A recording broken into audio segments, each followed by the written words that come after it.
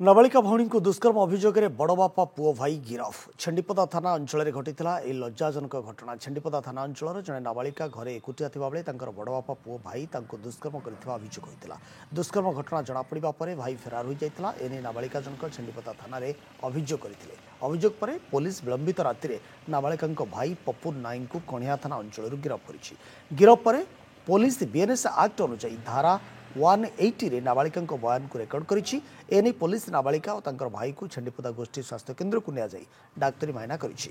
ए घटना को विभिन्न महल निंदा करा जाइछि। छेंडीपदा थाना अंचल में भाई भौणी संपर्क दाग लगी। गोटे भौणी को भाई धर्षण करिछि जाफल बड़ निंदा घटना।